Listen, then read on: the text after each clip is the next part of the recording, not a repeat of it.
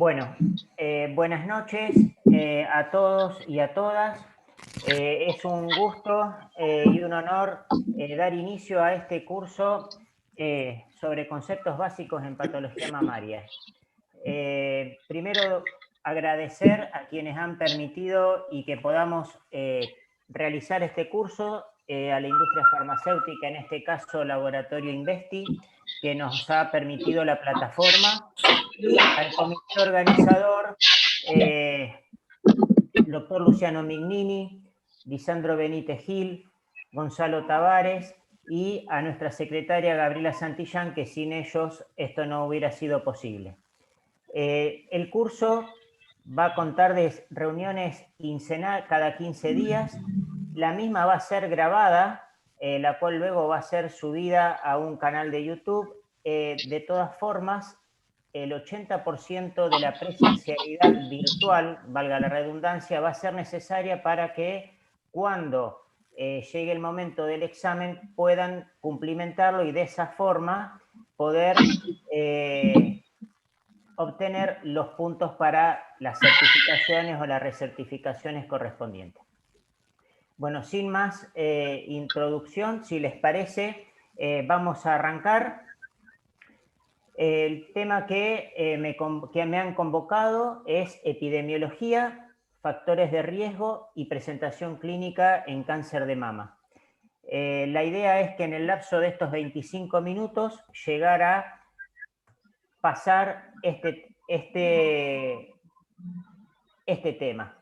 Bueno, voy a intentar a desandar este camino lo más fluido posible y no tan quizás monótono como puede ser esta recta Tintín, en honor a una de las rectas que hicieron los incas en la provincia de Salta. Bueno, antes que nada tenemos que saber, o por lo menos definir, qué sería la epidemiología, que va a ser el Richard, perdón, sí. pero creo que no se ve tu pantalla. Yo por lo menos no se ve. No sé si... No se ve. No se ve. Yo tampoco no la veo. Espera que... Y está compartiendo, che. A ver.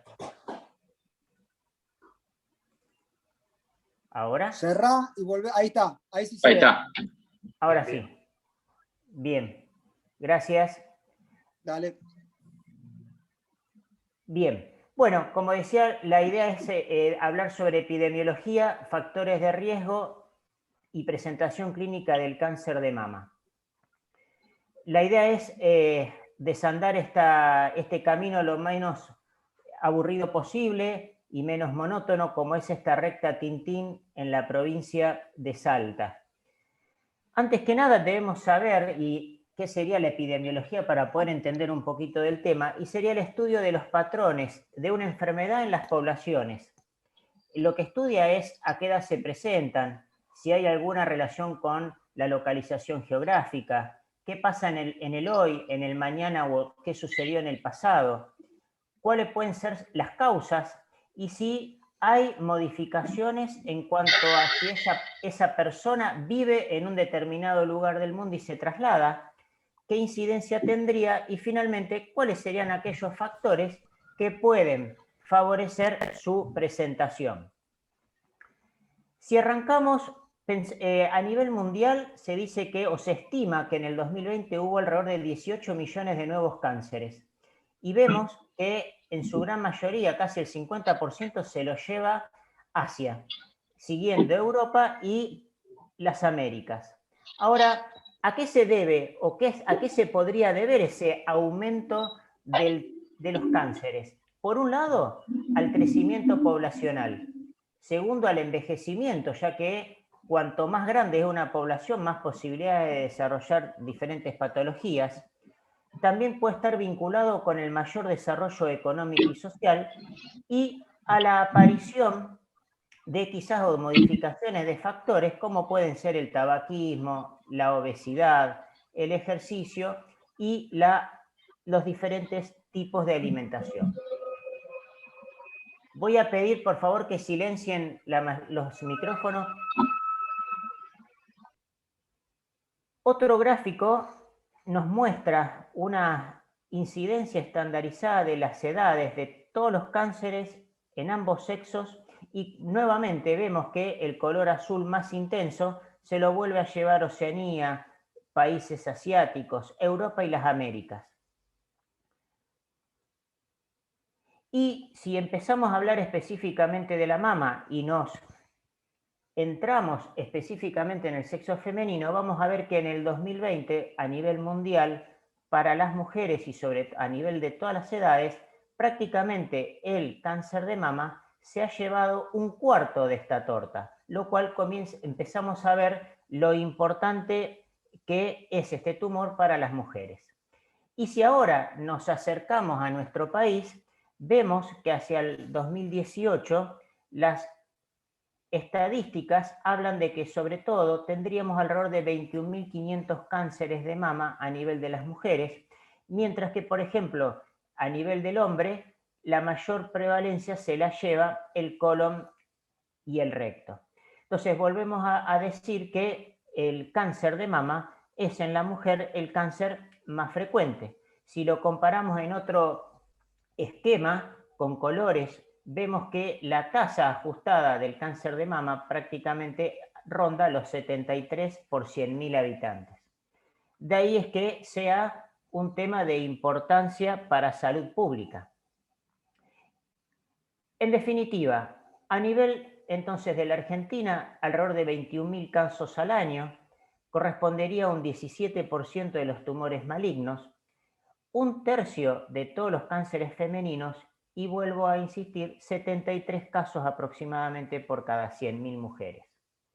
Y sabemos que es la primera causa de muerte en mujeres entre los 35 a 70 años, con una tasa de 27 por 100.000, y que es la segunda causa de muerte en el orden general luego de las enfermedades cardiovasculares. Si nos metemos ahora específicamente en nuestra provincia, Santa Fe prácticamente tiene una tasa muy similar a lo que pasa en general a nivel del país, que ronda los 23 por 100.000 mujeres. En general, todos estos números yo los veo bastante aburridos, pero bueno, debemos ponernos un poco en contexto en lo que nos pasa en nuestro ámbito. Yo espero que a lo largo de toda esta charla esté en lo posible lo más atento y cómo estaba esta lechucita en un camino rural. Y ahora pasamos a una segunda etapa en el cual vamos a hablar de los factores de riesgo y vamos a ver que siempre van a aparecer siglas o números y que es el riesgo relativo. ¿Y ese riesgo relativo qué es? Es una medida del riesgo de que cierta situación suceda en un grupo en comparación con el riesgo de que la misma situación suceda en otro grupo. Y vamos a encontrar y vamos a ver que estos factores de riesgo han sido nombrados o explicados de diferentes modos, así como podemos encontrar que ha habido algunos que son llamados clásicos. También podemos ver y vamos a ir desarrollando que estos factores en alguna medida pueden ser modificados, en otras formas no, o incluso potencialmente, y vamos a ver al final o agrupados en aquellos que aumentarían el riesgo y otros en los cuales lo disminuyen. Entonces, vemos que este dibujo de la familia de Mafalda es que tenemos que pensar que esa mujer no está sola y que está acompañada de una familia y a su vez vive en un medio ambiente. Y de esa relación entre el medio ambiente y su susceptibilidad es que va a poder desarrollar un tumor. Y en eso van a aparecer diferentes ítems que podemos llamar los factores de riesgo, como van a ser los estilos de vida, factores clínicos, su lugar de trabajo, muy discutido en algunos puntos, sobre todo las sustancias químicas, y yo nombro a los agroquímicos porque es lo que más nos ocupa en nuestra área, y también lo que sería el medio ambiente general. Entonces, es importante esa relación de esta mujer y esta familia con todos estos factores. Bien, entonces vamos a empezar a describir en forma resumida estos factores. Algunos van a ser detallados con mayor profundidad en otras charlas y en la charla que también el doctor Cristian Arce a continuación. Entonces, lo primero, vamos a hablar de que los factores pueden ser el género, edad, raza y etnia, factores reproductivos, los hábitos alimentarios, los antecedentes personales y familiares, densidad mamaria, exposición a radiaciones. Entonces, con respecto al género y a la edad, género hoy día se sabe que es un tumor que es más frecuente en la mujer que en el hombre, un hombre cada 100 mujeres. Pero quizás ya han empezado a tener en la consulta pacientes o personas trans, en la cual, ¿qué pasa?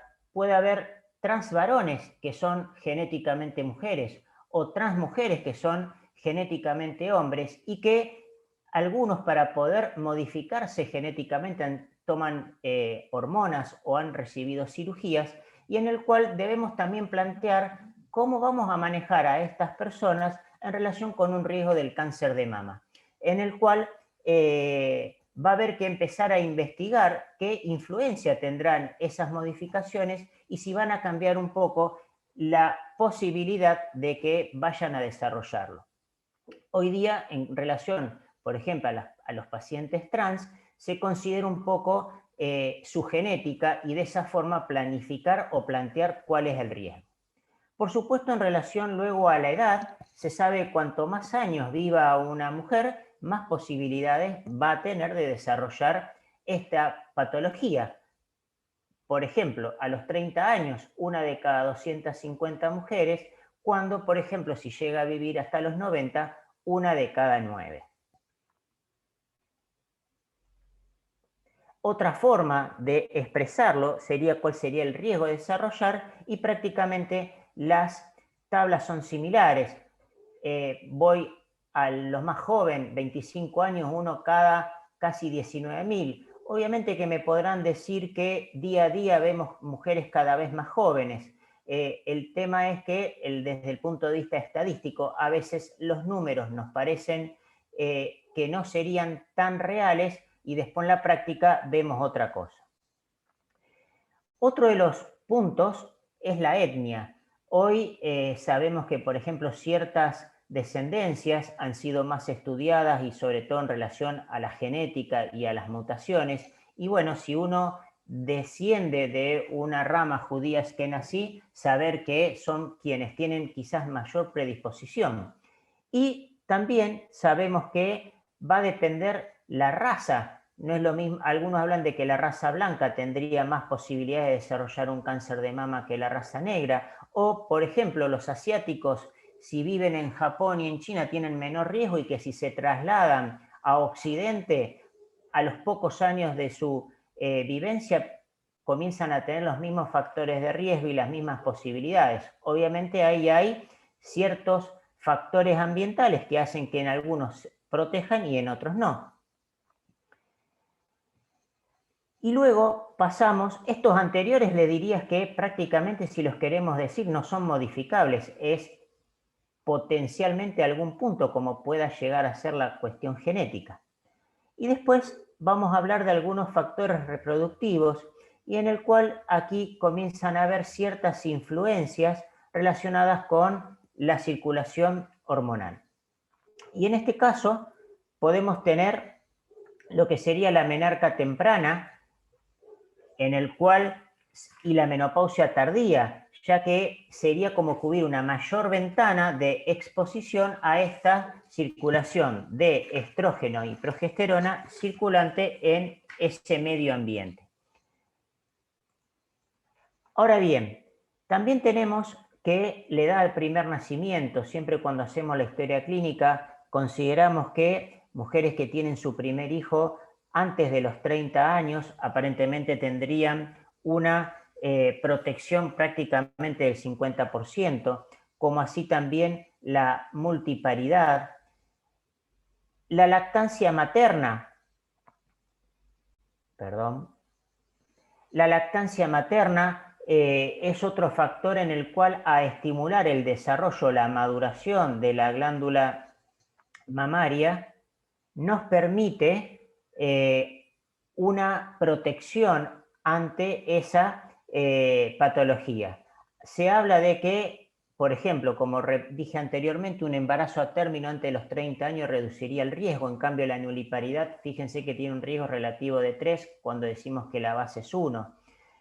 Cada año de lactancia permite una reducción del riesgo 4.3%, más un 7% extra por cada embarazo a término. Obviamente que estos son estimaciones y volvemos a insistir en el cual muchas veces en nuestro consultorio nos encontramos con grandes multíparas o con mujeres que han amamantado muchos años y a pesar de eso desarrollan una patología. Ahora bien,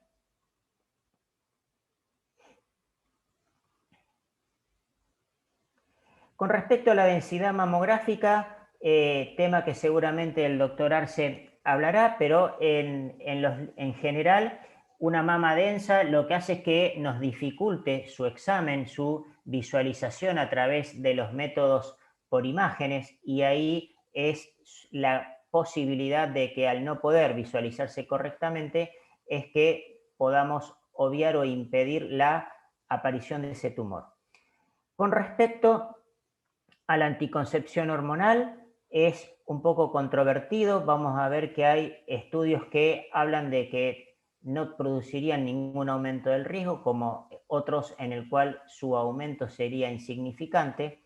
Y con respecto a la hormonoterapia de reemplazo, se sabe hoy que la hormonoterapia combinada de estrógenos y progestágenos, sobre todo medroxiprogesterona, que fue el resultado que arrojó el WI, eso aumentaría en el desarrollo de un cáncer de mama. Ahora, si esa hormonoterapia está en base a estrógenos solos y a su vez, si esa mujer ha sido histerectomizada, los estrógenos tendrían un factor protector. Bien. Continuando con la descripción de los antecedentes que uno va indagando en la historia clínica, nos vamos a encontrar con los antecedentes familiares, que sería un poco ese árbol genealógico, investigar qué patologías nos encontramos, tanto en las vías paterna como materna, investigar a qué edad han tenido esa patología, si es un cáncer de mama, si son cánceres múltiples, ovario, colon, para poder dilucidar si forman parte de algún síndrome. Este tema va a ser ampliado en la próxima reunión, con lo cual esto yo lo voy a hablar someramente. Por eso es importante esta investigación y ver si es necesario llegar a un asesoramiento o una investigación genética.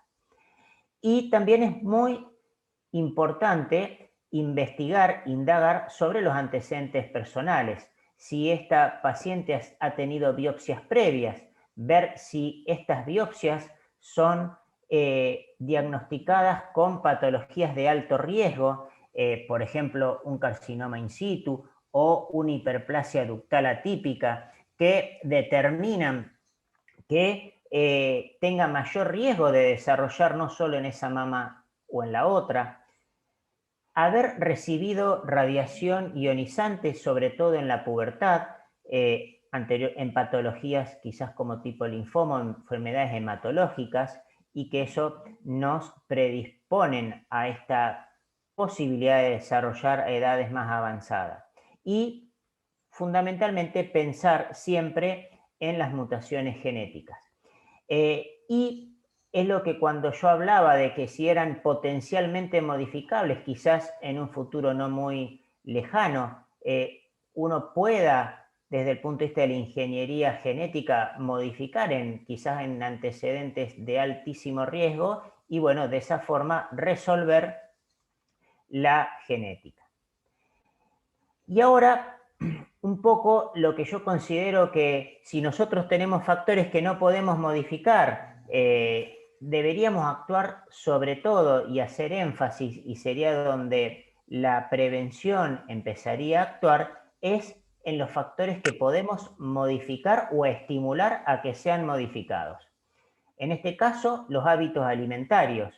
Se sabe que las dietas con grasas muy poliinsaturadas y con alto contenido de agrotóxicos o de estimulantes no son las dietas más recomendables. Hoy hay toda una, digamos, movida o un estímulo a empezar a consumir alimentos agroecológicos o que son producidos de la forma lo más orgánica posible. Obviamente que en general si uno habla con algún ingeniero agrónomo, siempre nos tiran y dicen que no es real la influencia de los agrotóxicos, pero si uno empieza a investigar dónde hay mayor cantidad de cánceres y se relacionan con las cadenas industriales o con nuestra área de influencia, hay algún factor que influye. Con respecto al alcohol, 4 medidas de bebida alcohólica aumenta el riesgo y hay una serie de estudios en el cual está fehacientemente demostrado que el alcohol es uno de los factores que pueden aumentar el riesgo de padecerlo. Como así también el peso, el índice de masa corporal. El estudio WI demostró que en pacientes que superaban los 82 kilos en contraposición a las que pesaban 52, su riesgo era prácticamente 5% más. Los hábitos saludables, que son las actividades físicas, la vida sedentaria no solo es que va a favorecer o va a quizás a permitir el desarrollo de tumores o de patologías cancerígenas, sino también que va a conllevar a otro tipo de enfermedades cardiovasculares, y por eso es que la actividad física y sobre todo los ejercicios más extenuantes tendrían un factor protector.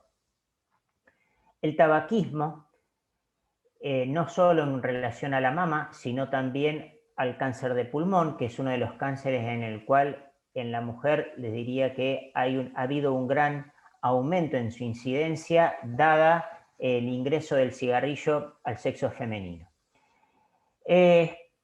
Algunos puntos en relación con la exposición a la luz solar y los niveles de vitamina D, uno de a los cuales siempre le presto mucha atención y que permanentemente está estudiando y nos insiste con la vitamina D es el doctor Delgado, al cual le mando un gran saludo, en el cual los valores de vitamina D por encima de 50 no es que van a proteger, sino que van a mejorar, por ejemplo, la inmunidad, van a mejorar el estado de ánimo, van a mejorar también uno de los factores como es la nivel óseo, y ya hay trabajos que hablan que si nosotros mejoramos los niveles, sobre todo entre los 10 y los 30 años, redujo significativamente la posibilidad del desarrollo de un cáncer de mama. Un punto en el cual está en estudio son la relación con la melatonina, otra sustancia que hoy se considera una hormona, y hay algunos trabajos que hablan que en aquella población que tiene trabajos nocturnos y que tiene poca exposición en relación a la luz solar, sabemos que la melatonina es una hormona que sobre todo aumenta su nivel en horas de la noche, y aparentemente sus bajos niveles relacionado con ese trabajo podría influir como otro factor en el aumento de este cáncer. Exposición a sustancias químicas en cosméticos en una época, o algunos actualmente contienen parabenos, o así también sustancias químicas en plástico como los bifenoles. Por eso también en el día de la fecha hay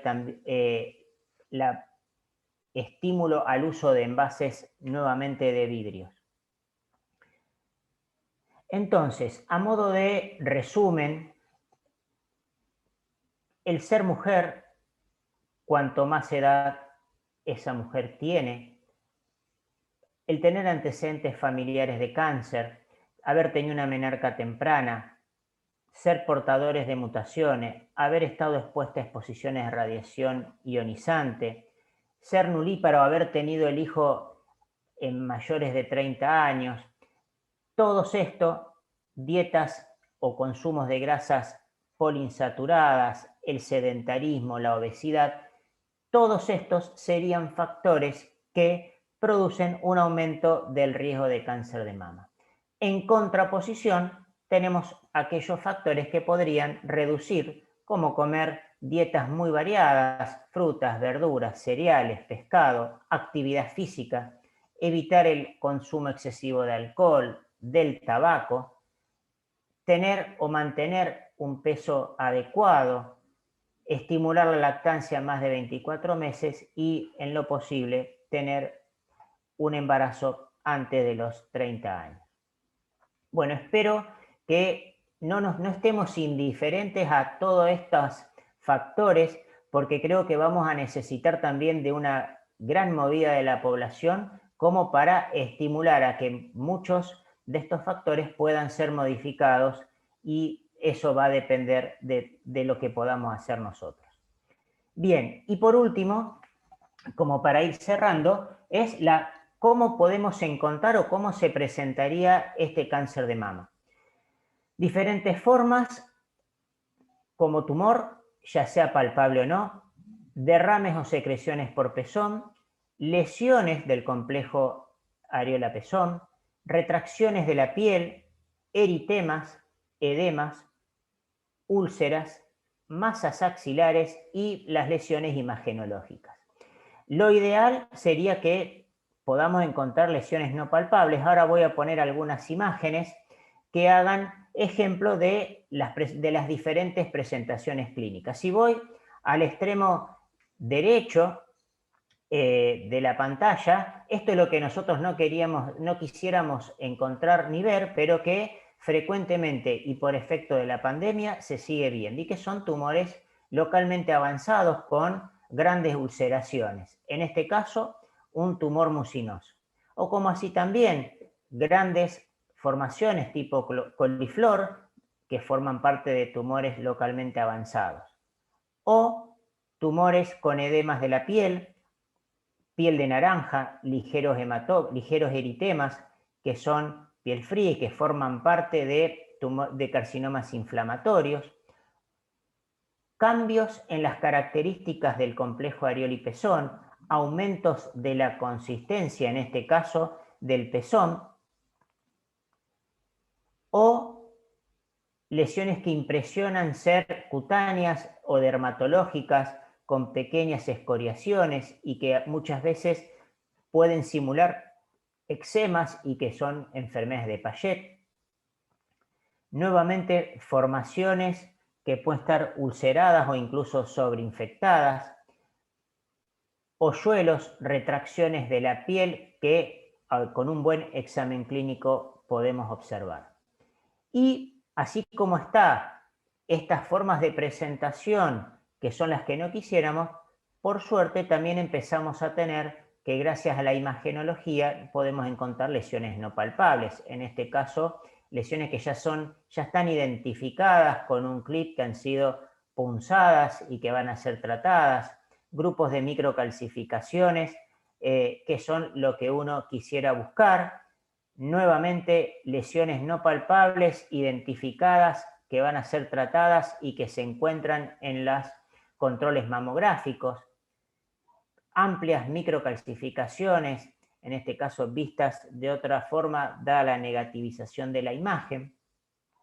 Sigo con las imágenes mamográficas que nos permiten encontrar grupos de microcalcificación y que de esa forma buscar patología in situ. No olvidarnos que la ecografía va a formar parte de estos diagnósticos. No me meto en el tema del doctor Arce, pero para mostrar lesiones quísticas con formaciones sólidas en su interior, quistes complejos, imágenes mamográficas, múltiples microcalcificaciones formando parte de un gran y extenso carcinoma in situ. Más imágenes ecográficas que hablan de lesiones insignificantes, lesiones no palpables, que son las que al día de hoy queremos buscar. Como así también dije que una presentación, los derrames por areola y pezón, en este caso no tengo las imágenes del derrame en sí, pero sí mostrar una imagen de cómo podemos estudiar, y que muchas veces se nos ocurre pedir una resonancia con microbobina, una reconstrucción en 3D y ver patologías como carcinomas intrapapilares o formando parte de un carcinoma in situ en el árbol de galactóforos. ¿Qué quiero decir? Es que son formas de presentación, una imagen nuevamente por resonancia de lesiones papilares y que a punto de partida de un derrame. O también, en una de las descripciones, masas axilares como único debut y que pueden ser nódulos que no son o que no forman parte de una prolongación axilar de la mama, sino que también pueden formar parte de una adenopatía, en este caso una imagen por resonancia de una lesión axilar que fue la única imagen y la única lesión que se encontró en esta paciente joven que terminó siendo un carcinoma triple negativo. Bien, espero que haya logrado mantener su atención como persiste este sapo frente a las rejas y que no se hayan quedado dormidos como esta gata que está muy tranquila. Si he logrado esto, les mando un fuerte abrazo y muchas gracias por su atención.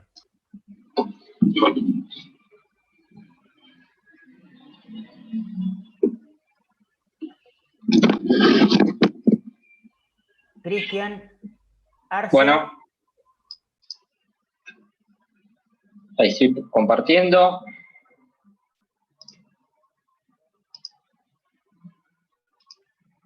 ¿Aparece? ¿Apareció ahí?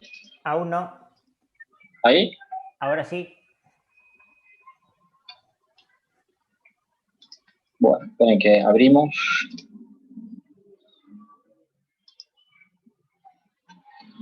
Bueno, arranco. ¿Se escucha bien?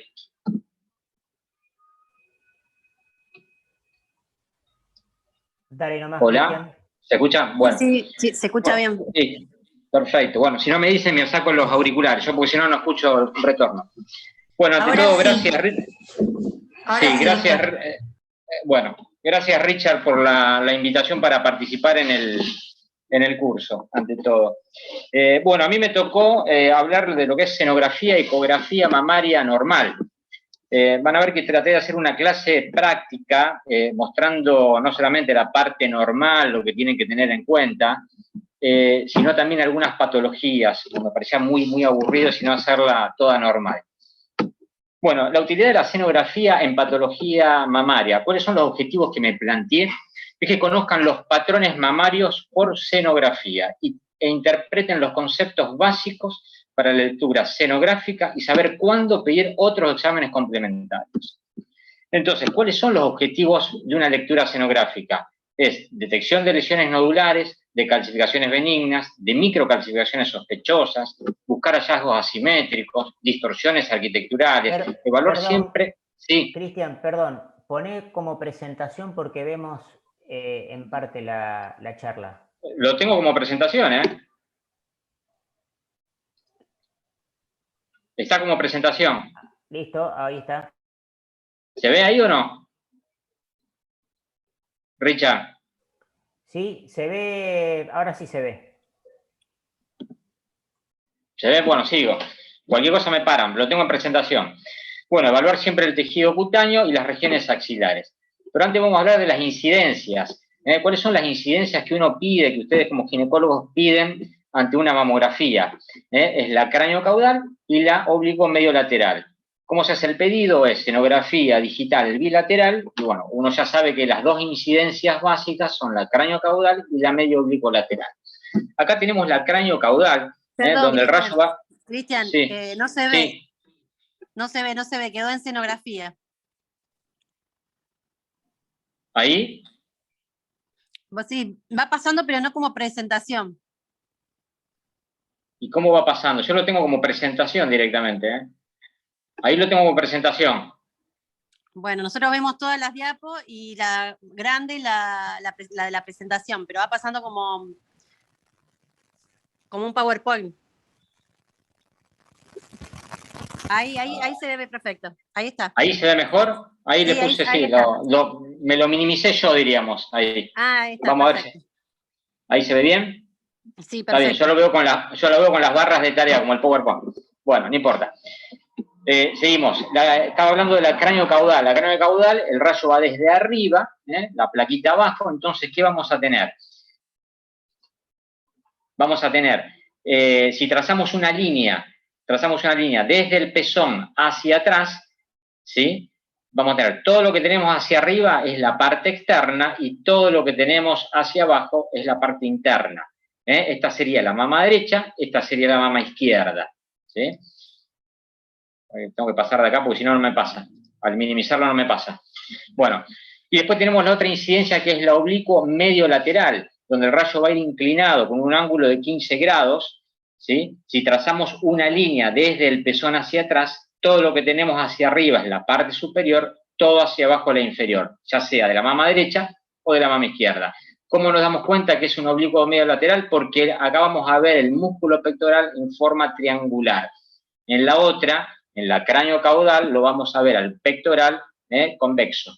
¿Sí? Así se dan cuenta cómo es. La cráneo caudal y la oblicuo medio lateral. Y después tenemos otras incidencias que utilizamos que son las ampliadas y focalizadas. ¿Y cuándo la vamos a solicitar? Cuando tenemos agrupaciones de microcalcificaciones que queremos caracterizar esas microcalcificaciones y definir el VIRAT, si es un VIRAT 2, un VIRAT 3, un VIRAT 4, distorsiones arquitecturales, poder definir los márgenes de los nódulos, que eso es mucho mejor, lo vamos a ver después, ecografía para definir el margen de un nódulo. Después tenemos otras incidencias como las proyecciones axilares, donde vamos a ver estructuras ganglionares, presencia de tejido accesorio, y los perfiles estrictos. Los perfiles estrictos generalmente los vamos a usar ante las marcaciones prequirúrgicas. Bien, lo más importante que quiero que se lleven de esta charla es los patrones mamarios, que Richard ya comentó algo de eso de la mama densa. Sabemos que hay 4 patrones mamarios que se dividen en categoría A, según la American College de Radiología, A, B, C y D. La A es la mama totalmente adiposa, la C es la que tiene tejido glandular disperso, mitad de glándula, mitad de grasa, la B era esa. La C es tejido glandular heterogéneamente denso y la D extremadamente densa.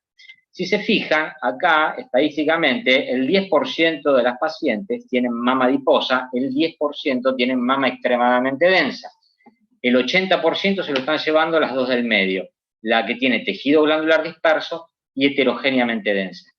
Y lo más importante de todo esto es que el 50% de las mujeres van a tener mama densa.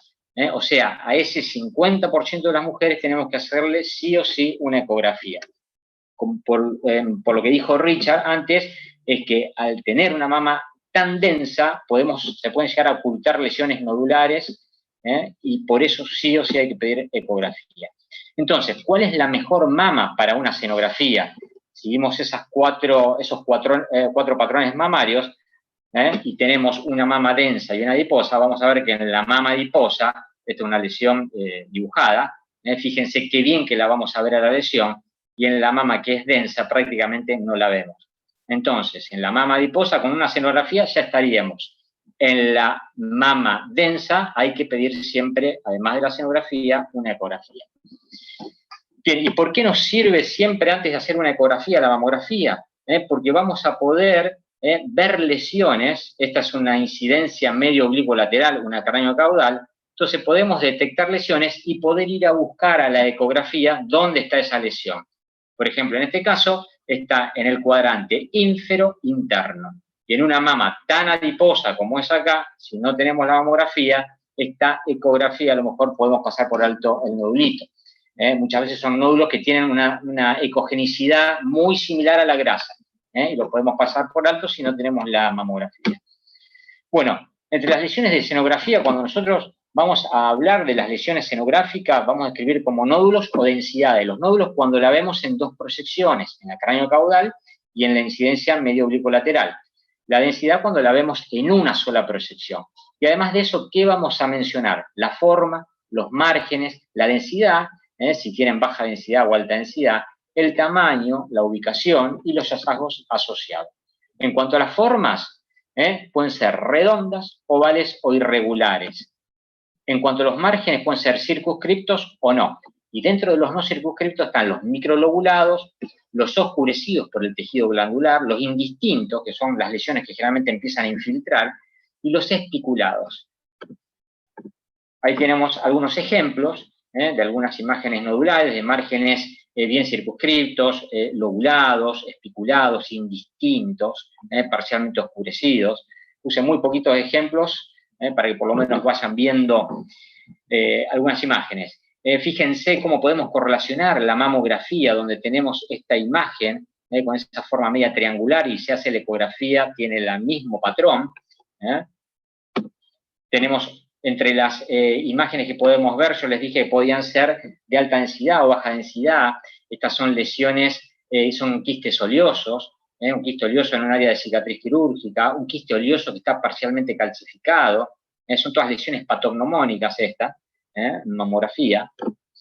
Acá tenemos ganglios intramamarios, son todas lesiones que tienen grasa, estoy mostrando lesiones que contengan grasa, son todas benignas, ¿sí? Y acá tenemos algunas lesiones ya espiculadas, estas son todas lesiones VIRAT5, sector superior ahí de la mama derecha. Bueno, y esto para que sepan que existe, cuando uno ve esas lesiones nodulares, uno en la cabeza tiene esto, lo que es una clasificación de VIRATs. En cuanto a nódulos, vamos a ver que yo puse un esquema de nódulos y después vamos a ver un esquema sobre microcalcificaciones. Entonces uno, en base a los márgenes que tienen esos nódulos, puede clasificar si es VIRAT3, VIRAT4 o VIRAT5, o VIRAT2, ¿no? Bien. En cuanto a las calcificaciones, sabemos que hay calcificaciones que son típicamente benignas y de alta probabilidad de malignidad. Las benignas son un montón, vamos a ver algunos ejemplos, son cutáneas, vasculares, de fibroadenomas involutivos, calcificaciones lineales gruesas, generalmente son secretoras, calcificaciones de leche cálcica que se dan dentro de los quistes, y son bien características, con forma de menisco en la incidencia de Meliot y redondeadas en la craneocaudal. Calcificaciones distróficas después de cirugías, calcificaciones de quistes oleosos, son todas benignas estas. Bien, y después tenemos las agrupadas que pueden ser de procesos benignos o malignos, ¿sí? Acá está la clasificación de las calcificaciones, las microcalcificaciones. Estas son la VIRAT2, que es la que estuvimos viendo anteriormente, todas las benignas, y después tenemos las que tienen alta probabilidad de benignidad, que son las VIRAT3, y que son las microcalcificaciones puntiformes o redondeadas agrupadas. Cuando ya tenemos un cambio de morfología, ya van a ser VIRAT4 o VIRAT5. No nos vamos a tener en eso porque no era la idea de patología de la charla. Acá tenemos, como ya mostró Richard también, microcalcificaciones agrupadas, en exámenes ampliados y focalizados. Siempre que tenemos una agrupación de microcalcificaciones, vamos a poner un VIRAT0 y hacer una ampliada y focalizada. Y con eso vamos a poder caracterizarlas. Y en base a eso poner o un VIRAT3, o un VIRAT4, o un VIRAT5. Más ejemplos de microcalcificaciones, acá sobre imágenes nodulares, no sé si se alcanzan a ver bien, estas son como microcalcificaciones en ramas, VIRAT5, acá hay más agrupaciones de una distribución regional. Bueno, y lo que me importa también que se lleven, me interesaría que se lleven de esta charla, es cómo van a pedir, cómo hacen el pedido médico cuando hay microcalcificaciones agrupadas para hacer la biopsia. La idea cuando hay microcalcificaciones es hacer biopsia bajo guía estereotaxia con sistemas de vacío, que los sistemas de vacíos, como saben, pueden ser suros o mamotón, dependiendo de la marca o del lugar donde se lo haga. Pero eso es importante, punción estereotaxia con sistema de vacío de mama derecha, ejemplo, ¿no? Bien. ¿Cómo organizamos un informe mamográfico? Vamos a poner siempre el patrón mamario, si una mama A, B, C o D, los hallazgos patológicos, ¿sí? La comparación con los exámenes anteriores, es importantísimo que las pacientes traigan los exámenes anteriores para comparar. Evaluación conjunta con ecografía, generalmente cuando uno informa la mamografía, ya le ha hecho la ecografía, o se le hizo uno, o a lo mejor de su equipo de trabajo, entonces uno puede hacer una evaluación conjunta mamográfica y ecográfico, y en base a eso poner el VIRATS, en forma conjunta. Bueno, sepan que existen los VIRATS, que van desde 0 a 6, esto es una clasificación universal, el 0 es un estudio incompleto, hay que seguir con las evaluaciones, ya sea ampliadas y focalizadas, ya sea ecografías. Categoría 1 es cuando no nombramos absolutamente nada en la mamografía, un estudio negativo por completo. La 2, hallazgos benignos, ejemplo, las calcificaciones que veíamos benignas. La 3, cuando son hallazgos probablemente benignos, como por ejemplo las microcalcificaciones puntiformes agrupadas, un nódulo con características benignas de reciente aparición. La categoría 4 es cuando tenemos una normalidad sospechosa. La 5, altamente sugestivo de malignidad, más del 95%, el valor predictivo positivo. Y la 6 es cuando ya tenemos la biopsia, malignidad confirmada. Algunas palabras de tomosíntesis. Sepan que la tomosíntesis es la mamografía en 3D. ¿Y qué es importante esto? Porque reduce la superposición del tejido. Se utiliza mucho para cuando hay superposición de estructuras, cuando hay distorsiones arquitecturales, donde uno quiere medio aislar a la lesión del resto del tejido glandular. Fíjense, acá tenemos un esquemita, cómo es el movimiento que hace el tubo de rayos, de 15 grados hacia un lado, 15 hacia otro, el paciente ahí acostado, parado. Es como una mamografía en 3D, tiene el movimiento del tubo. Y entonces, ¿qué va a hacer ese movimiento del tubo? Fíjense, en la mamografía 2D, cómo la lesión está oculta por el tejido glandular, y en la 3D podemos separar a la lesión del tejido glandular. Bien, acá algunos ejemplos. Este es un caso que me lo cedió Javier Rodríguez Lucero. Fíjense, acá tenemos una mamografía donde tenemos un área de distorsión arquitectural, acá en el cuadrante sector central y superior, hora 12 más o menos. Fíjense, vamos a pasar. Acá tenemos la tomosíntesis. A ver si se alcanza a ver ahí, se me pasa el videíto. Ahí se pasa el videíto, ahí aparece la lesión, no sé si la alcanzan a ver, la retrocedo un poquito, el video de la tomosíntesis. Vamos de nuevo por acá, fíjense. Ahí apareció en la incidencia, en la medio oblicuo lateral es por arriba, por acá aparece, fíjense, ese patrón estrelladito que tiene ahí. Lo pasamos de nuevo, así lo alcanzan a ver en esa zona. ¿Sí? Ahí está el patrón estrelladito. Bien, más ejemplos de tomosíntesis, una mama totalmente densa, donde ya se pueden dibujar algunas imágenes nodulares, algunas densidades ovaladitas. Hacemos la tomosíntesis, y ahí se pueden dibujar muchísimo mejor los márgenes. Otro ejemplo. O sea, para este tipo de mama tan densa y con imágenes nodulares, mejor va a ser la ecografía, ¿no es cierto? No es que estoy diciendo que la tomosíntesis va a ser mejor, la tomosíntesis sí va a ser mejor para el caso anterior, para las distorsiones arquitecturales. Estoy mostrando diferentes ejemplos cómo vamos a ver con tomosíntesis.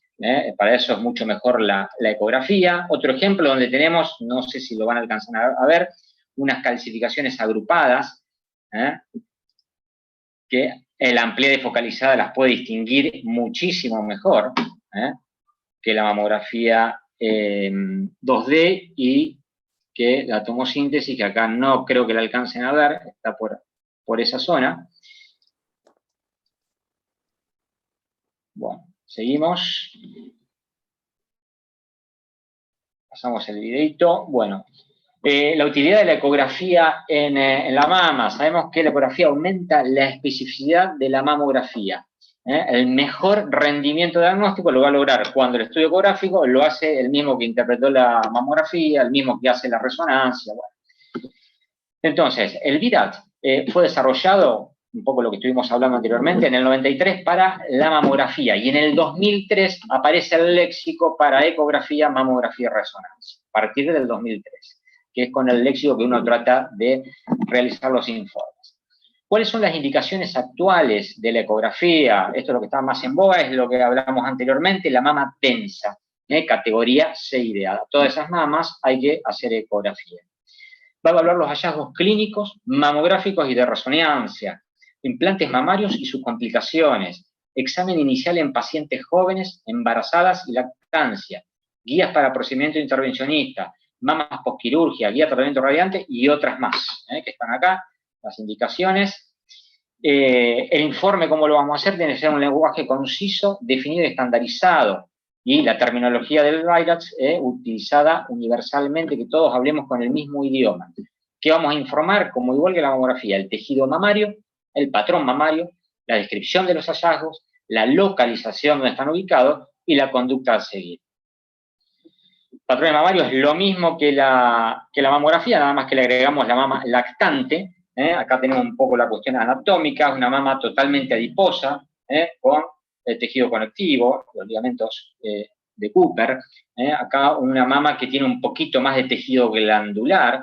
Acá atrás hay un implante, ya vamos a ver algo de implante que puse. Mama muchísimo más densa. Fíjense, esto sería la piel, acá iría el transductor ahí arriba, estaría la piel, estaría la grasa preglandular. Todo esto es la glándula que está conformada por lo que es lo blanco, es el tejido conectivo, y todo lo gris más oscuro son las unidades ductolobularizares. Si se fijan, dentro de esas unidades ductolobularizares vamos a tener unas líneas muy finitas negras, que no sé si las alcanzan a ver, que son los conductos galactóforos. Bien, acá se ve un poquito mejor lo que sería la piel. Esta es una mama muy densa, donde todo esto es glándula, y ahí vamos a ver esas líneas finitas dentro de las unidades ductolobularizares, son los conductos galactóforos. La luz del conducto, fíjense, esto sería lo normal, la pared de la unidad ductolobular, el conducto galactóforo.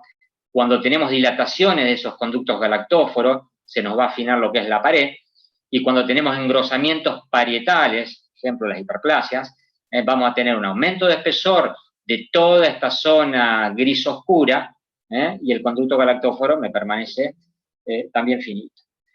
Bien, mama lactante, una mama que se hace muy homogénea la mama. Acuérdense que la mama más o menos va a volver al patrón normal después de 3 a 6 meses de poslactancia, pero si no se hace muy homogénea con dilatación de conductos. Acá tenemos lo mismo que dijimos antes de hacer una ecografía necesitamos sí o sí que nos traigan la mamografía, tienen que hacer hincapié en eso, en traer la mamografía o pedirles una mamografía, para detectar las lesiones, en qué hora la tenemos que ir a buscar en ecografía. ¿Y en qué mama debemos realizar siempre ecografía? Esto ya lo repetí antes, en la categoría C y en la D siempre hay que hacer mamografía.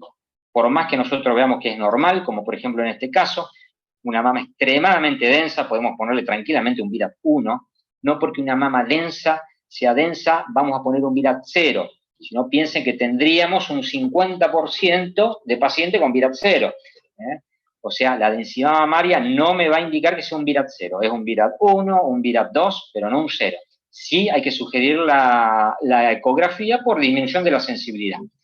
Entonces, esta podría ser tranquilamente un VIRAT 1, se le pide la ecografía, y en la ecografía vemos un quiste simple, que pasaría a ser un VIRAT 2, y un nódulo que si es de reciente aparición un VIRAT 3 o un VIRAT 2, si ya lo tenía.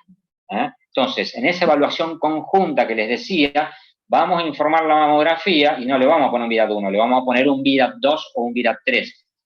¿Por qué? Porque se evalúa conjuntamente con la ecografía.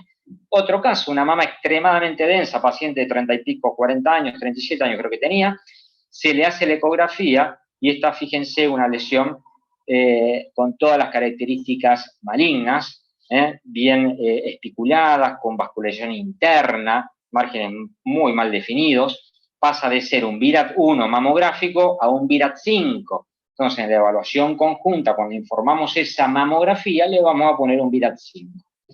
Bien, entonces, esto ya lo dijo también Richard, la mama densa es un factor de riesgo independiente para el cáncer de mama por 2 vías. Primero por el efecto de enmascaramiento, porque es muy densa, ¿sí? Y lo otro, porque la mama que es extremadamente densa va a aumentar el riesgo de tener cáncer de mama de 3 a 6 veces en relación con la mama que no es densa. Entre la mama categoría A y la mama D hay 6 veces más, hasta 6 veces más, de posibilidades de tener cáncer de mama. Bien, esto un poco también como vimos en mamografía, cuando encontramos un nódulo vamos a evaluar la forma, redonda, oval o irregular. Los nódulos es importante que siempre uno describa la orientación del diámetro mayor. si es paralelo al cutáneo o perpendicular al cutáneo. El paralelo al cutáneo generalmente es un nódulo benigno, el perpendicular es un nódulo sospechoso o maligno. Los márgenes pueden ser circunscriptos o no.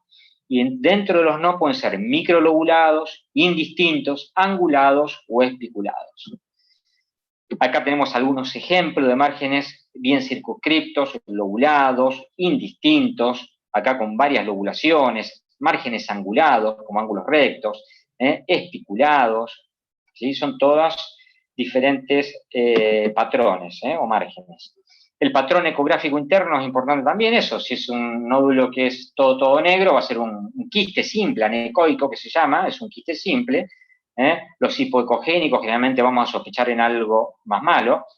Y después podemos tener isoecogénicos o ecogénicos, o más blanquitos, que estaríamos sospechando en un fibroadenolipoma, un lipoma, un angioma. Bien. Esto quise poner algunas imágenes de prótesis mamaria porque una de las cosas que más complicaciones trae, por lo menos yo lo veo con los residentes, que es lo que más cuesta a nivel ecográfico. La prótesis mamaria, ¿cómo lo vamos a ver? Como una triple línea que está formada, va a estar formada, acá lo tengo, una esquemita hice, por la membrana interna del implante, la membrana externa del implante y la cápsula. Membrana interna, membrana externa y la cápsula, que es la cápsula que forma el organismo, que generalmente no tiene más de 1,5 milímetros, ¿sí? Eso sería un implante normal. Ahí lo tenemos de nuevo, la membrana interna, el implante lo vamos a ver negrito, perdón, lo vamos a ver negrito con esas 3 capas, la interna, la externa y la cápsula. Bien. Entonces, ¿cuáles son las complicaciones que podemos encontrar? Las contracturas del implante, donde los implantes se van a hacer más redondeados, más duros, alguna presencia de pliegues, podemos encontrar líquido perimplante, las herniaciones, y después tenemos las rupturas, que pueden ser intra o extracapsulares. Y vamos a ver algunos ejemplos de eso.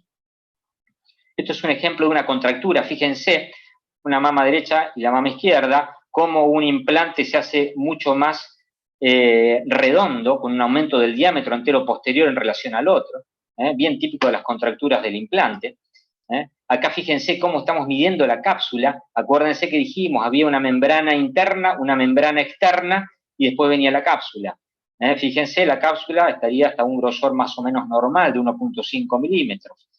Bien, acá tenemos, fíjense, esa triple línea, que la tenemos interna, externa, cápsula, pero acá solamente vemos una línea, que es la cápsula, y acá adentro, flotando, tenemos las otras 2 líneas, que es la membrana interna y externa. O sea, acá tendríamos una ruptura intracapsular.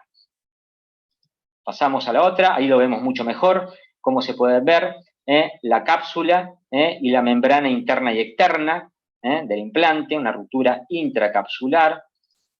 Acá tenemos una escenografía, esa misma paciente, con una ruptura intracapsular, que prácticamente en la escenografía no vemos nada, pero sí se ve en la ecografía, y ni hablar en la resonancia, que eso seguro va a hablar Javier después. Acá tenemos otros ejemplos, engrosamiento, fíjense, de la cápsula, los encapsulamientos, fíjense el que mide 1,9, tenemos silicona entre las 2 membranas del implante y la cápsula, silicona en diferentes tiempos de evolución. A medida que va pasando el tiempo, la silicona va siendo de más negra a más blanquita, son siliconomas, rupturas intracapsulares. Bien, rupturas extracapsulares que se ven muy bien en mamografía, el siliconoma libre, y en la ecografía es lo que se llama el signo de la tormenta de nieve, que me está indicando ruptura extracapsular, y si no, tenemos signos indirectos como ganglios con silicona, que también me va a estar indicando rupturas extracapsulares. Ya falta poquito, unas palabritas de Doppler color.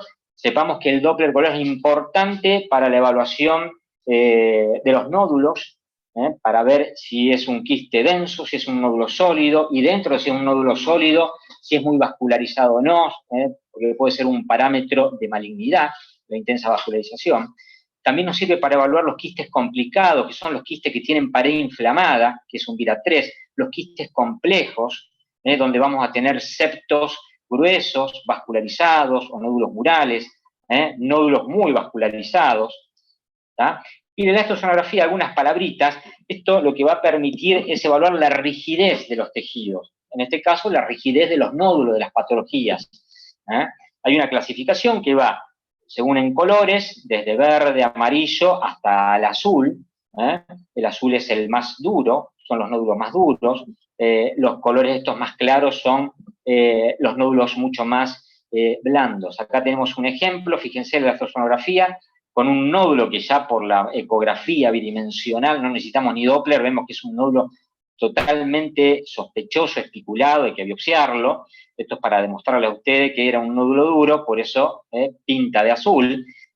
Ejemplo de un nódulo blando, un nódulo benigno, con todos los patrones ecográficos de un nódulo benigno, y fíjense cómo los colores me cambian entre verde, amarillo y rojo. El intervencionismo ecográfico no me voy a detener en eso porque va a haber una charla sobre eso, pero sepan que la ecografía también sirve para hacer intervencionismo, ya sea punción con aguja fina, punción con agujas gruesas, colocación de clip, colocación de arpón, funciones de ganglios, ¿sí? Bien, y esto es lo que me interesaba siempre para el pedido médico, como hice hincapié con los pedidos médicos para las punciones de microcalcificaciones. Cuando se hace para la punción de mama, si es una punción histológica, hay que aclarar, punción histológica de nódulo de mama derecha, bajo guía ecográfica, y nódulo en tal lado. Porque muchas veces nos pasa que hay pacientes que tienen nódulos en hora 12, en hora 10 y en hora 8 y no sabemos cuál punzar. Entonces siempre hay que hacer hincapié en eso, qué quieren biopsiar. Las funciones histológicas también, funciones aspirativas con aguja fina de mama derecha, ejemplo un quiste, funciones Trucut, o sea, con aguja gruesa de los ganglios axilares, y si quieren colocación de clips, anotar con colocación de clips también. Second loop ecográfico es una herramienta buenísima que muchas veces nos salva, que es cuando no vemos algo por primera instancia en la ecografía, y traje algunos ejemplos más comunes de lo que es la vida cotidiana de los que hacemos ecografía. Muchas veces nos pasa que vienen pacientes que tienen esas mamas inmensas, adiposas, gigantes, que sabemos que esas pacientes es mucho mejor evaluarlas por mamografía, y no nos traen la mamografía. Hacemos la ecografía, no le vemos absolutamente nada, le pedimos que nos traigan la mamografía. En la mamografía vemos un nódulo, lo vamos a buscar y lo encontramos. En una segunda mirada lo encontramos. Ese diría, es el error más común de no detectar un nódulo en ecografía, las mamas que son gigantes y muy adiposas. Puede pasar también que tengamos una mamografía negativa, porque es una mama densa, por disminución de la sensibilidad de la mamografía en la mama densa, ¿sí? Se le hace una ecografía, no se le ve nada, por alguna razón le piden una resonancia, alto riesgo o lo que sea, se le ve una lesión en resonancia y entonces se vuelve a hacer una ecografía para ver si uno la encuentra y tomar la biopsia en caso de ser necesario, ¿no? Bien, otro ejemplo puede ser también que tengamos una mamografía negativa, le hacemos la ecografía y vemos un nódulo sospechoso que se biopsia, da positivo, y le piden una resonancia prequirúrgica, ejemplo, y dentro de esa resonancia encuentra dos nódulos. Entonces ahí el nódulo que vimos anteriormente lo tenemos y el otro que no se había visto, se vuelve a hacer la ecografía y se encuentra el segundo nódulo. Otro pueden ser ganglios axilares, donde se hace la ecografía, no le ven ganglios, o no buscan las axilas, o no se ven por mamografía porque están las axilas cortadas, y tenemos que volver a hacer la ecografía para evaluar si esos ganglios de paciente que tenga algún diagnóstico ya de cáncer, tenga nódulos patológicos donde tengamos que biopsiar, ¿no? Bien, esos son los ejemplos más comunes de second loop ecográfico, y acá tenemos, ya que hablamos de ganglios, para nosotros los ganglios sospechosos es cuando tenemos un aumento del espesor de la cortical focal de más de 3.5 milímetros. O puede ser que sean ganglios mucho más pequeños, con pérdida del hilio, que se pongan más negros, que se pongan más redondeados.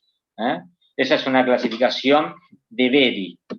Bien, y como conclusión y para terminar, entonces quiero que se queden que la secuencia primero mamografía y segunda ecografía, y la importancia que tienen de decirle a las pacientes que lleven los estudios previos. Es importantísimo. En las mamas densas, siempre, acuérdense, solicitamos ecografía, además de la mamografía. Microcalcificaciones agrupadas, ampliada y focalizada. Y la tomosíntesis, más que nada para lo que son las distorsiones arquitecturales y la superposición de las estructuras. Hasta ahí estamos.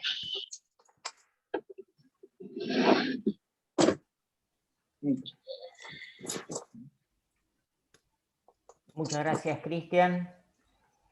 Bueno, ahora a continuación, y siguiendo con el desarrollo del curso en el día de hoy, vamos a presentar un caso clínico para que luego una mesa de discusión a cargo de la doctora María Eugenia Lucena, la doctora Dalila Vidallé, el doctor Alejandro Álvarez Gardiol, nos instruyan y nos desasnen acerca de este caso. El caso lo va a presentar el doctor Cristian Ormaechea, residente de cuarto año de tocoginecología del Hospital Roque Sáenz Peña. Cristian, si puedes compartir la pantalla. Richard, ¿se escucha? Sí, perfecto. Bueno, ahora intento compartir.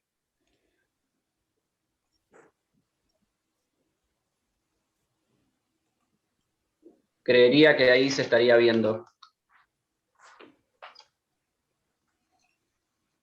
Sí. ¿Ahí se ve? Sí, perfecto. Bueno, buenas noches a todos. Mi nombre, como dijo Richard, es Cristian Ormaechea. Soy médico residente del Hospital Roque Sáenz Peña. Este hospital depende de la Municipalidad de Rosario y yo hoy solamente voy a dar un puntapié inicial a lo que sigue esta mesa de discusión de expertos de los temas que se trataron previamente. Este puntapié va a ser mediante la presentación de un caso de una paciente que hace sus controles y se encuentra en seguimiento a lo que sería la unidad de patología mamaria de la municipalidad que se lleva a cabo en este caso en el CEMAR.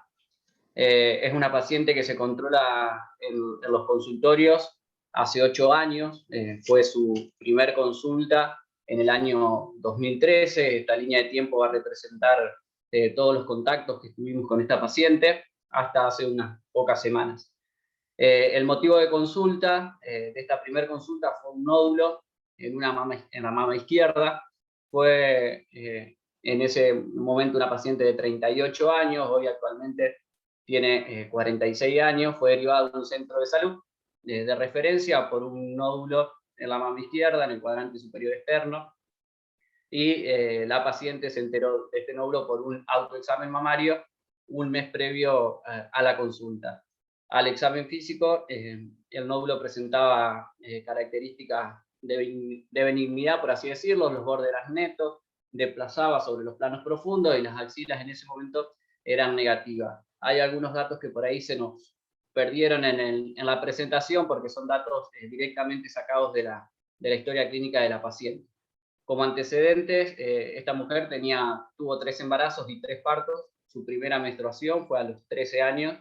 En total, amamantó 60 meses, tuvo lactancia en los 3 hijos.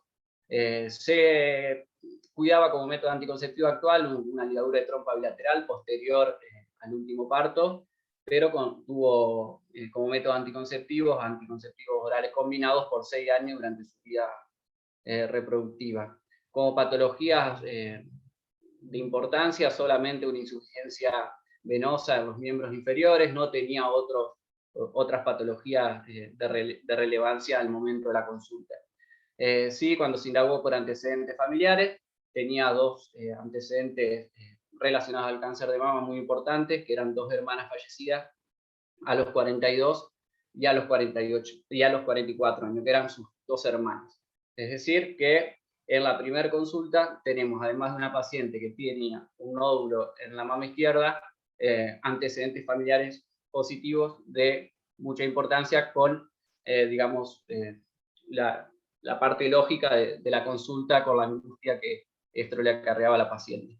En ese momento, la decisión fue solicitar estudios complementarios, sonografías, ecografías, e incluso se propuso la punción de ese nódulo, pero por distintas cuestiones la paciente se pierde de lo que sería el seguimiento en nuestro consultorio y retorna en el 2018, trayendo 2 imágenes, una ecografía y una imagen de resonancia.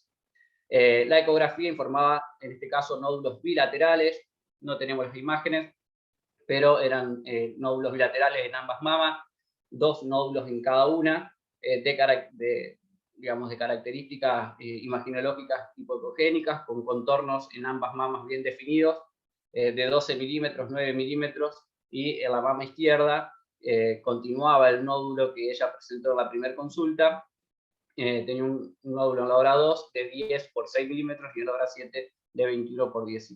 No se encontró nada en ese momento en las axilas, y la resonancia, que lamentablemente tampoco tenemos las imágenes, presentaba los nódulos con las mismas características ecográficas, con curvas de captación de contraste tipo 1.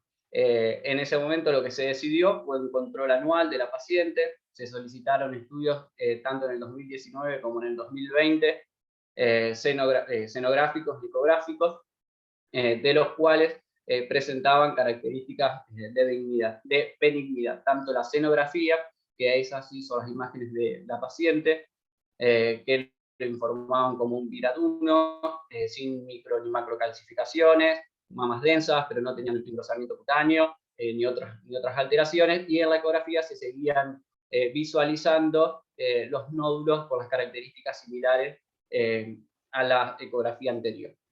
El último control que tuvimos... ¿Hacer una observación ahí de la mamografía? Sí. ¿Podés ponerla para atrás de nuevo, la del 2020? Sí. Mira, ¿2020 o 2019? 2019, la de antes.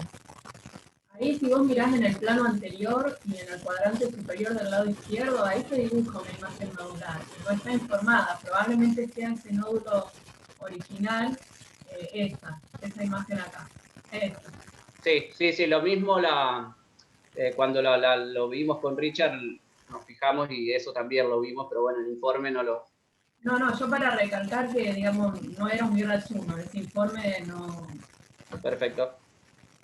En ese momento seguían los controles anuales, y el último control que tuvimos con la paciente fue hace 3 semanas, en donde se solicitó trae una resonancia que se había solicitado en la consulta previa.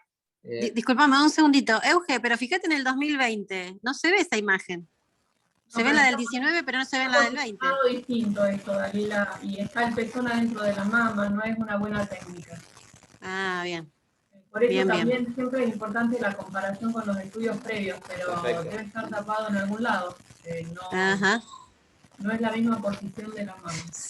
Bueno, y tengamos en cuenta que la mamografía del CEMAR es digital indirecta. Sí.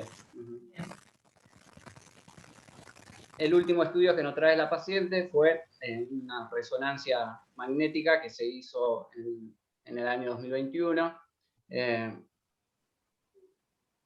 de las cuales muestra la mama izquierda, la formación nodular, una formación ovoide de 21 milímetros, también con curvas de captación de contraste tipo 1, y en la mama derecha, una formación nodular de 8 milímetros en hora 12, de características similares, pero en ambos cuadrantes internos de la mama derecha, lo identifica un área no masa, digamos, de realce no masa, que mide 10 milímetros, que muestra una restricción de la secuencia de la difusión, y se nos informa como un VIRAT 0, y nos refiere que sería necesaria una ecografía de segunda mirada. Entonces, en la última consulta a la paciente se le solicitó esa ecografía de segunda mirada, se propuso la realización de un estudio genético por sus antecedentes, y también se le propuso la punción, que más que nada iba a estar relacionada con los resultados que nos traigan de los estudios solicitados. Entonces, más que nada como puntapié inicial, las preguntas que nosotros queríamos, además de discutir este caso, de lo que haría cada experto, es más que nada preguntar si los antecedentes de una paciente, cuando nosotros la estamos controlando, cuando la estamos siguiendo en los consultorios, cuánto influye en nuestra toma de decisiones, no solamente en la solicitud de los estudios, sino también en la frecuencia de la solicitud de los mismos, en la conducta terapéutica final, y muy relacionada a la pregunta anterior es cuánto deberían influir. Así que nada más. Muchas gracias, Cristian. Bueno, dejo el micrófono para los discutidores de la mesa. Sí. Y si, no sé si está Gonzalo ahí conectado, Gonzalo Tavares. sí, lo vi Me por parece acá. que lo había visto. Bueno, sin duda esta paciente es una paciente de alto riesgo, pero antes de mandarla a un estudio genético necesita una asesoría genética. Porque si las hermanas viven con los antecedentes esos, tendrían indicación de estudio las hermanas primero y después ellas. Y influye, sí, lo acaba de decir Richard. Sí, las hermanas fallecieron. Las dos fallecieron. Sí. Bien, bueno. 42 y 44 años y ella tiene actualmente 46. Bien. ¿Y la inmunohistoquímica se sabe? No se escucha. La realidad es que nunca se punzó. Ajá, bien. Bueno, este bien, paciente. Es una paciente hospitalaria. Creo que un poco la presentación de un caso, porque uno podría buscar casos ideales o que encuadren con todas las... con todo. Y acá uno se plantea varias cosas. Primero, paciente que es de alto riesgo en la primera consulta y que durante 5 años desaparece del sistema. No sabemos quién la controló, si hizo controles o no.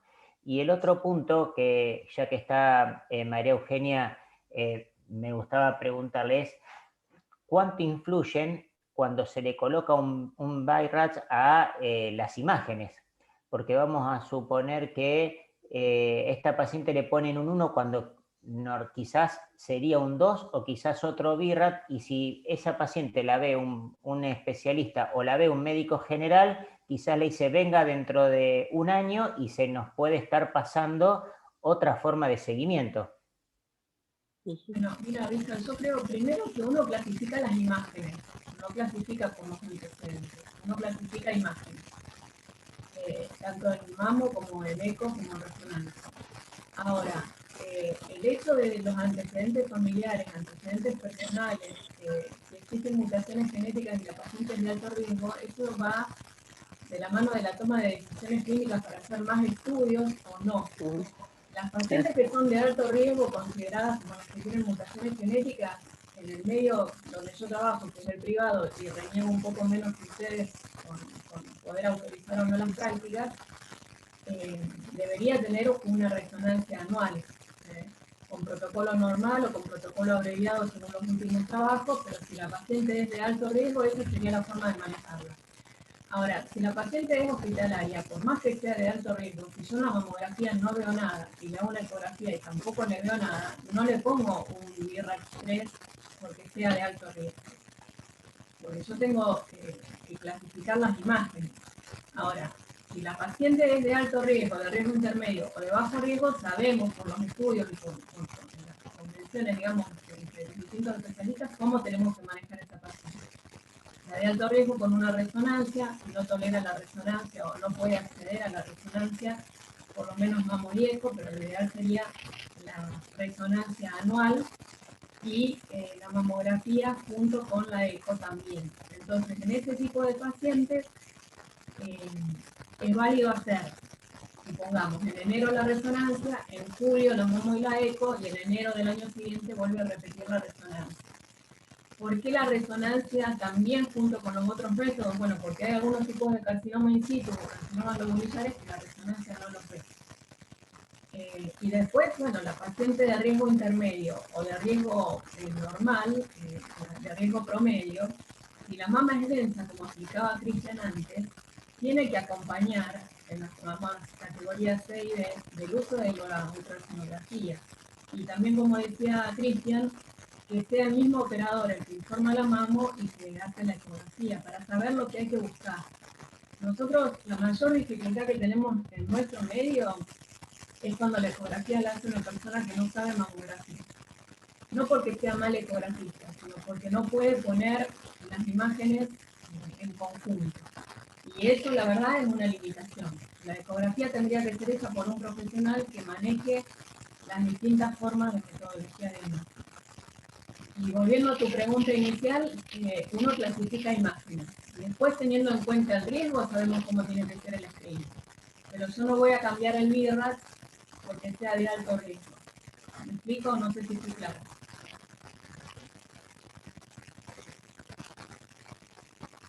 Sí, perfecto, clarísimo. Alejandro, ¿algún aporte? Hola Richard, hola, ¿cómo les va a todos? Gracias por la invitación. Esta era una paciente no de alto riesgo, sino de altísimo riesgo. No se plantearon al principio en ningún momento el asesoramiento genético a lo largo de todo el tiempo. Veo que lo plantearon sobre el final. No sé si eso se debió a algún problema en particular o porque la paciente no lo aceptaba, porque en principio debería ser una indicación igual o más importante que las conductas de imágenes que se fueron haciendo. Bueno, la pata flaca que tiene la mamografía en de jóvenes ya la sabemos perfectamente bien, el enorme aporte de la ecografía, estos famosos problemas que tenemos con las resonancias y los second looks, ¿no es cierto? Que lo ideal sería que cada método sea autónomo. Qué bueno que sería que la resonancia pudiera resolver ella misma y no hacer un second look, porque sabemos que muchas veces, sobre todo cuando hay multicentricidad o lesiones irregulares en gente joven, esos second looks son bastante complicados y no siempre nos dan la satisfacción de poder encontrar y hacer el blanco, ¿no? Pero bueno, una chica de 38 años con las 2 hermanas muertas de cáncer de mama tiene que hacer una resonancia, si es que no quiere hacer un asesoramiento genético por algún motivo, tiene que hacer una resonancia anual como primera medida. Después el asunto del asesoramiento genético, por supuesto, es un tema delicado, estamos todos los días aprendiendo y bueno, para eso están los asesores genéticos, ¿no? Que creo que en este caso hubiera sido bastante significativo a lo mejor poderlo haber logrado pescar a esta chica y ofrecérselo o tratar de inducirla un poco más a eso. Sí, No Alejandro, sé, al final yo lo vi, te no comento sé algo. cómo siguió. Era una paciente de la salud pública, de la salud municipal. Nosotros tenemos un genetista que es Gonzalo Tavares en el Centenario. Sí. Y es bastante complejo porque abarca todo lo que es la provincia. Los turnos ya de por sí son complicados y nos permiten 10 testeos al año en todo Santa Fe. Y con todo esto, bueno, no sé, la paciente se perdió esos 2 años y demás, pero bueno, en este año de cuarentena, por ejemplo, no tuvimos acceso a ninguna consulta de asesoría genética desde la municipalidad. Es bastante engorroso todo. Sí, sí, yo supongo que debe ser un tema más burocrático que clínico, obviamente. Sí. Bueno, ¿y cómo siguió, no sé, las preguntas que había hecho el doctor Ormaecheas respecto de, no me acuerdo cómo eran las últimas preguntas, porque se detectó algo en la resonancia y iba en un second look, creo. Sí, pedían un second look por un área de realce no masa. El tema del second look con la ecografía es muchas veces para ver si una lesión que es sospechosa o una lesión que se encuentra en una mama contralateral en el paciente con cáncer es factible de biopsiar, porque lamentablemente en nuestro medio y en las situaciones del país no tenemos agujas para poder hacer biopsias guiadas por resonancia. Entonces esa es en nuestro medio la principal indicación de hacer un second look ecográfico, que muchas veces son por ecografías mal hechas, porque si la ecografía hubiera estado hecha bien desde el principio, ni siquiera hacía falta la resonancia. Y la otra cosa que yo también quiero recalcar es que, por favor, la resonancia tiene indicaciones puntuales. Entonces, desconozco si le habrán hecho el second look o no a esta paciente, pero si vos tenés una paciente con múltiples nódulos, sin que ninguno tenga un diagnóstico de cáncer, la resonancia por ahí te complica más de lo que te aporta, precisamente porque va a encontrar estas áreas de realce, sobre todo si fueron hechas fuera del periodo que corresponde hacerlo en cuanto al ciclo menstrual, que tendría 7 y 14 del ciclo, para evitar estos realces patológicos que a lo mejor no son tales. Entonces, a veces nosotros recibimos un pedido de resonancia por nódulos bilaterales, que no superan los 5 milímetros, va hasta por debajo del límite de resolución de la resonancia para algunas cosas, y como no está bien indicado, me parece como que desprestigia el método. Eso también quería hacer hincapié. Y el second look muchas veces es sobre todo para poder hacer una biopsia. Alejandro, contestando qué había pasado en el 2013, tanto con Dalila como yo, la paciente la recibimos hace 2 años, porque bueno, hay profesionales que estaban formando parte del equipo y ya se han jubilado y bueno, no están, y la verdad es que no podemos saber qué decisión se tomó en ese momento.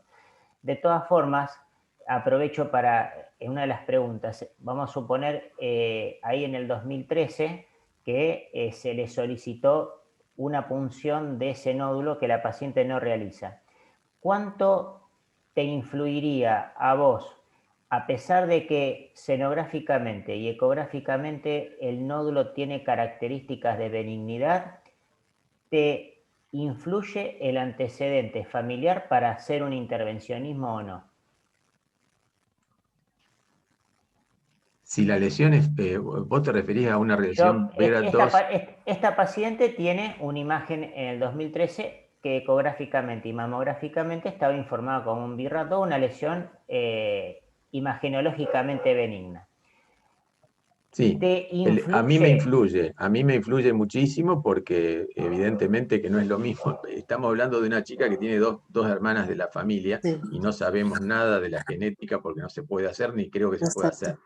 Entonces, una punción, bajo guía ecográfica es una cosa muy sencilla, no es para nada complicado y se resuelve un problema de diagnóstico inmediatamente. Yo estoy de acuerdo. Mayor de 35 años, un tumor bien delimitado, puede llegar a ser un triple negativo, más con los antecedentes familiares, yo también lo hubiera biopsiado. Y aparte viene a eso la chica, viene porque está tocándose un nódulo. Me parece que sería hasta una irresponsabilidad, guiándonos nada más que por las imágenes, mandarla sin diagnóstico. La idea de la pregunta era, bueno, justamente, porque en el auditorio el curso tiene como objetivo médicos en formación y bueno, es un caso en el cual bueno, uno puede crear dudas, es decir, no me voy a basar en los antecedentes porque la eco me dice que es benigno. Bueno, está buena la aclaración y sobre todo porque, bueno, puede haber subtipos tumorales que puedan simular una lesión benigna. ¿Algún otro aporte? ¿Sugerencias? ¿Cómo terminó la película del Second Look? ¿Eso lo vimos? ¿No? Bueno, eso está pendiente porque se lo solicitamos y aún no regresó con la nueva ecografía. Ahora lo que dice la doctora Lucena es cierto, se va a armar un lío ahí con todos los nódulos esos rastreándolos de nuevo, y en este caso la resonancia metió un agujazo, por eso yo decía, ojalá que alguna vez se pueda resolver el tema de las agujas y que se autonomicen y se independicen, así como la mamografía y la ecografía cada una puede resolver por sí misma. La resonancia me parece un método que tiene cada vez más indicaciones. Realmente estamos viendo lesiones que no se ven para nada en las mamografías y a veces las ecografías quedan medio pagando y las resonancias ven cosas interesantes sobre todo a la hora de planificar una cirugía, no solamente de una punción. Sí, muy interesante. Estos casos de gente joven los estamos viendo permanentemente y son un verdadero problema, porque sabemos cómo evolucionan. Ahora, aparentemente, esta chica tenía todos los nódulos de que ella fue formando, aparentemente serían benignos imagenológicamente hablando, pero es raro que una chica de 40 ya, porque empezó con 38 y esté haciendo nódulos sólidos benignos, ¿con qué motivo? Yo, por más que el second look, el second look es la manera elegante de decir, me comí una imagen, ¿no? Lo decimos en inglés inclusive.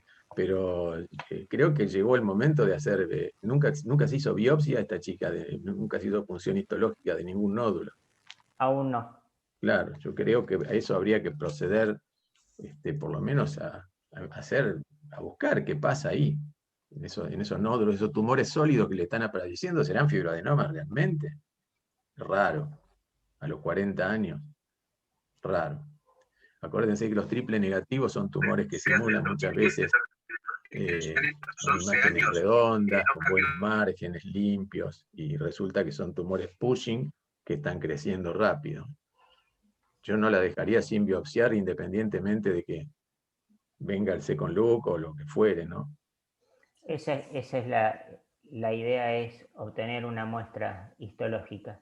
La otra también es si realmente esa eco primera, estos nódulos no estaban, porque como dijo antes María Eugenia, el ecografista debe ser muy avesado y debe estar dedicado a hacer eco de mama, que eso es un problema que también vemos, que muchas veces en una eco nos informa una cosa y cambia de operador e informa otra. Pero bueno, abro también a todos los oyentes, si tienen dudas, sugerencias, lo pueden hacer por el chat y las leemos y se las presentamos a la mesa de discusión. Yo, Richard, tenía una preguntita, ya que surgió esto el tema de las punciones. Al tener nódulos bilaterales múltiples, ¿sí? En este caso se punza uno o tenés que punzar todos. Y en realidad tenés que punzar a todos, porque no sabes si a lo mejor no dejas de punzar uno porque te parece que es benigno y bueno, tenés que tener por lo menos muestra a la mayoría. Esa es mi opinión, no sé, Dalila, Alejandro. Sí, estoy de acuerdo, hay que punzar todos. Y el tema de la ecografía, que es tan dependiente, uno tiene que creer en lo que está escrito, no en lo que ve, como a diferencia de la mamografía, que uno puede evaluar la imagen entera, ¿no? A lo mejor ya estaban, pero ella se tocó uno solo y eran clínicos esos nuevos que aparecieron, se palpaban nuevos nódulos o se palpaba el antiguo nódulo y estas eran imágenes solamente. No, se palpa el que siempre ella se palpó, los otros nódulos son no palpables. Por eso, a lo mejor ya Son estaban imagenológicos. antes. A lo mejor ya estaban antes. De todas maneras, no me parece mala la conducta de ponerle nombre y apellido por lo menos a 2 o 3 de esos nódulos y listo, la mandamos con hielo a la casa y sabemos qué tiene, y le podemos decir, creo, en vez de decir creo que es benigno, decirle es un fibroadenoma, o lo que fuere.